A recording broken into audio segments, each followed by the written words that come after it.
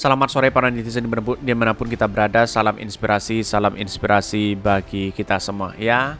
Ini kacau begitu ya. Kenapa di rutan KPK ada pungli, terus kemudian ada cabul mencabuli, dan bahkan ini sangat menjadi kacau begitu ini. Selain cabuli istri koruptor, sesama pegawai KPK juga mesum dan selingkuh berkali-kali, tak dipecat. Ada apa begitu? Kenapa sanksi dari KPK sendiri dari Dewas saja begitu kan? Ya hanya pemotongan gaji begitu. Ini kan gimana begitu kan? Kok bisa ya KPK bisa memproduksi orang-orang seperti ini begitu? Kacau ini ya. Pada hakikatnya yang disanksi ringan apa? Yaitu pertama, yaitu adalah masalah gaji di situ ya, dikurangi katanya. Apakah membuat efek jerah? Tidak begitu kan. Tetap dia melakukan berulang-ulang kali. Mungkin kalau dipecat ya terkesannya mungkin tidak akan percaya lagi masyarakat kepada KPK. Toh pada hakikatnya sekarang tidak begitu percaya begitu kepada lembaga KPK. Karena apa? Karena bermain seperti ini. Bayangkan ya. Ini pegawai KPK juga mesum di sini itu kan berkali-kali katanya tak dipecat. Ada apa begitu? Tetapi mari kita baca komentar-komentar netizen seperti ini. Selain cabuli istri koruptor, sesama pegawai KPK juga mesum dan selingkuh berkali-kali tak dipecat. Ada apa? Ini kacau begitu kan? Ya, ini sarang orang bejat di situ. Bubarin aja. Ini banyak sekali yang meminta bubarkan KPK di situ begitu ya. Tetapi apa yang kemudian menjadi mempertahankan orang-orang seperti ini kalau sudah bejat kelakuannya begitu? Bubarkan KPK ini, astagfirullah, bubarkan ya, aku bilang bubarkan. Rajam ya, ini sakit jiwa. Wow, kotor banget ya pelanggaran hukum dan berat. Betul begitu kan? Karena apa? Karena di satu sisi melihat bahwa peristiwa yang terjadi selama ini tidak hanya pungli begitu kan, bahkan ya sesama pegawai KPK katanya juga melakukan mesum. Bayangkan begitu kan? Begitu bodohnya mereka melakukan hal seperti itu begitu. Ya, pada hakikatnya kan seharusnya kan orang-orang seperti ini kan dipecat, malah bukan dipelihara bagi mereka begitu. Tetapi mari kita baca terlebih dahulu ya beritanya seperti ini. Ini beritanya ya, ini agak menarik begitu ya. Tetapi saya prihatin sekali kepada Firly Bahuri hari ini begitu. Kenapa orang-orang seperti ini masih dipertahankan begitu? Ini ya dikutip dari 25 Juni 2023 dari Warta Kota Live ya. Selain cabuli istri koruptor, sesama pegawai KPK juga mesum dan selingkuh berkali-kali tak dipecat. Ada apa begitu? Apakah hanya ada sanksi dan sebagainya? Ini ya. Kasus pencabulan pegawai Komisi Pemberantasan Korupsi KPK terhadap istri koruptor yang ditahan di rutan KPK ternyata bukan kasus asusila pertama di lembaga anti rasuah tersebut. Ya, terungkap pula ada pegawai KPK yang melakukan perbuatan mesum dan selingkuh dengan beberapa pegawai KPK lain, padahal mereka sudah beristri dan bersuami. Bayangkan, di mana letak logikanya seorang KPK begitu kan? Di mana letak logikanya seorang Firly Bahuri? Di mana letak logikanya seorang Dewas di situ? Ya, kok hanya sanksinya adalah pemotongan gaji dan sebagainya. Ini kan tidak rasional begitu kan? Ya, siapa yang kemudian yang membingungkan begitu ya?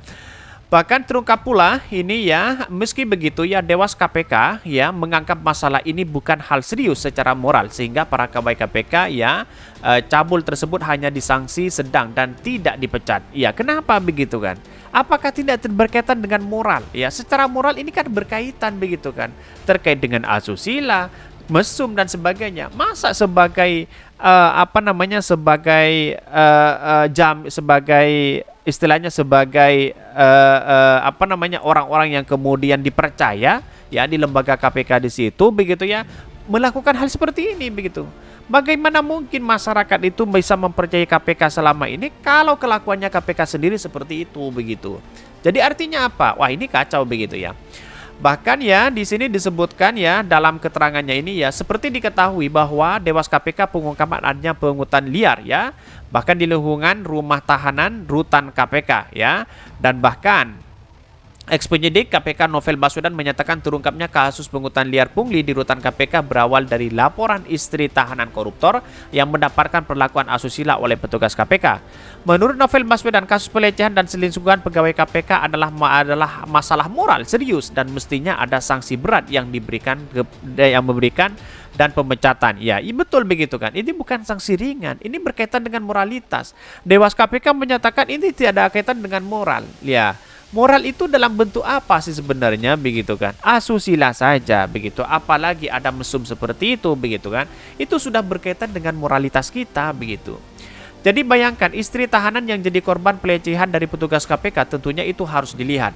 Ada kondisi orang yang secara psikologis di bawah dan ada orang dalam kondisi di atas. Yang menarik adalah dewas pengawas kemudian hanya memandang ini sebagai masalah yang sedang, bukan masalah serius, ya, kata Novel dalam tayangan di Metro TV.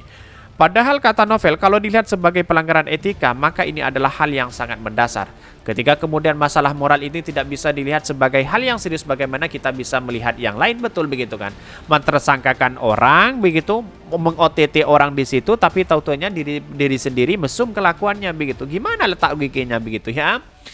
Bahkan Novel Baswedan ya sejauh sebelum kasus pelecehan pegawai KPK atas istri tahanan koruptor juga ada kasus perselingkuhan sesama pegawai KPK yang sama-sama sudah beristri suami.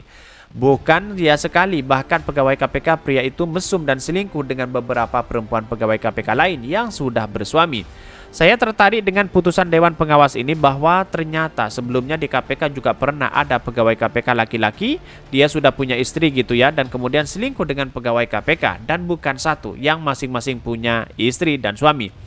Bahkan dan kemudian yang bersangkutan tidak diberikan sanksi pemecatan tapi tetap ada di KPK. Cara pandang Dewas Pengawas inilah yang kemudian saya pandang berbahaya. Betul begitu kan ya? Katanya tidak berkaitan dengan moral, padahal ini berkaitan dengan moral. Ini kacau begitu ya. Bahkan ya, maka kemudian Novel mengaku menyampaikan soal pelecehan dan perselingkuhan sejumlah pegawai KPK ini dalam cuitannya di Twitter. Bahkan ya, dia menyampaikan karena ini sangat mengganggu dan bagaimana kita berharap orang berintegritas ketika moralnya ya buruk. Dan kemudian Dewan Pengawas ya memandang ini sebagai hal yang sepele dan kemudian hanya diberikan sanksi minta maaf. Bayangkan kalau kita di posisi tahanan yang istrinya mendapatkan pelecehan, betapa marahnya dia. Dia masalah kemanusiaan dan tidak bisa dibiarkan.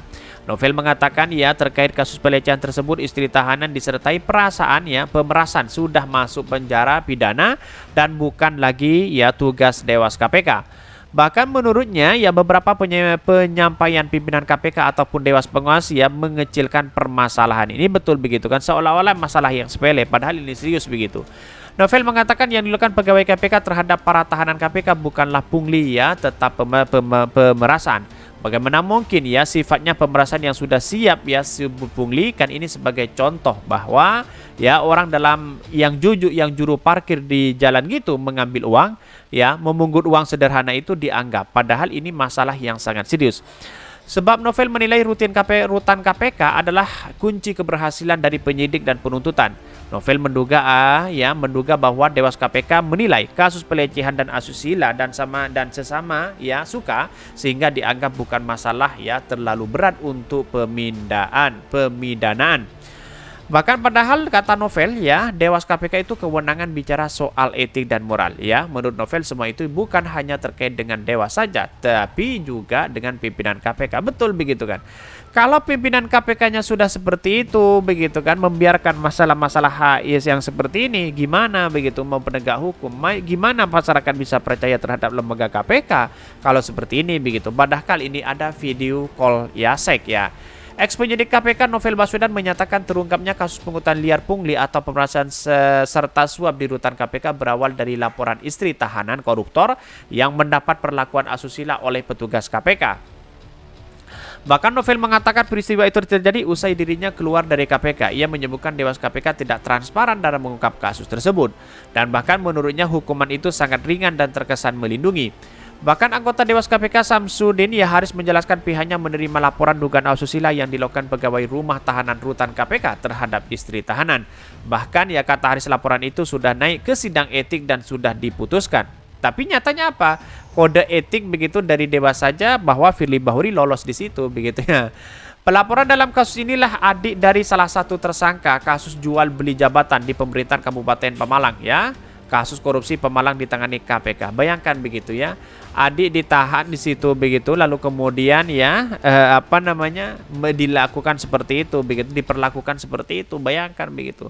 Bahkan sementara istri tahanan mengaku terpaksa menuruti permintaan itu karena khawatir akan berpengaruh pada kondisi suaminya yang tengah menjadi tahanan.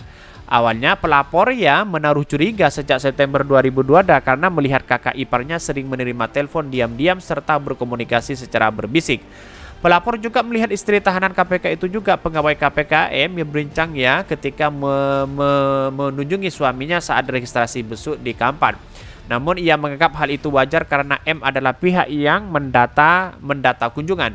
Pelapor baru mempengaruhi hubungan istri tahanan dan M pada 5 Januari 2003 ya. Saat itu iparnya itu menitipkan ponselnya karena dilarang membawa ponsel ke dalam rutan menemui sang suami. Ia pun membuka handphone perempuan itu dan diketahui istri tahanan itu ada M ya sering melakukan panggilan video ya sejak September 2022. Ada nama kontak di nama pusat HP. Pelapor curiga karena ada panggilan video call berdurasi panjang hingga 20 menit beberapa kali ya. Bahkan mereka bertelepon ya pada dini hari sekitar pukul 3 atau 4 pagi. Ketika dicecar, perempuan itu menyangkal. Namun pelapor mengancam akan melaporkan ke suaminya dan mertua jika tidak mengakui. Pada 10 Januari 2003, istri tahanan KPK itu akhirnya mengakui adanya hubungan dengan M ya. Perempuan itu mengaku sering berkomunikasi yang melalui video call ya sampai memperlihatkan bagian sensitif tubuhnya. Ia mengaku melakukan karena apa permintaannya. Bayangkan. Dia mengaku takut apabila tidak dituruti akan berpengaruh pada suaminya yang sedang ditahan ya. Selain itu pelapor mengaku pernah diminta uang oleh pihak rutan KPK dengan alasan untuk kelancaran tahanan di rutan KPK. Ia mengirimkan uang sebesar 72 juta. Bayangkan begitu ya. Terus Agustus 2002 sebesar 22 juta sampai Desember begitu ya 10 juta ya. Total ini 72,5 juta. Ia mengaku hanya meminjam uang 700.000 dari istri tahanan itu dan sudah dikembalikan. Selain itu, ia memberikan ihwal pegawai video ya asusila dengan perempuan itu. Sementara itu, dalam saksinya istri tahanan membenarkan M pernah meminjam uang kepadanya sebesar 700.000 tetapi pinjaman tersebut sudah dikembalikan. Terkait laporan ini, Dewas memutuskan ya staf KPK berinisial M itu bersalah melanggar undang-undang ya. Keputusan tersebut ya Dewas menghukum pegawai KPK itu dengan sanksi sedang ditambah permintaan maaf secara terbuka. Artinya apa? Kalau seperti ini bisa diulangi lagi begitu ya. Oke, mungkin itu yang kami sampaikan ya. Tonton terus channel Hodari Podcast Rakyat ini karena ada berita-berita menarik dan viral setiap harinya. Salam para netizen, salam inspirasi bagi kita semua. Jangan lupa ya di subscribe channel YouTube Hodari Podcast Rakyat ini.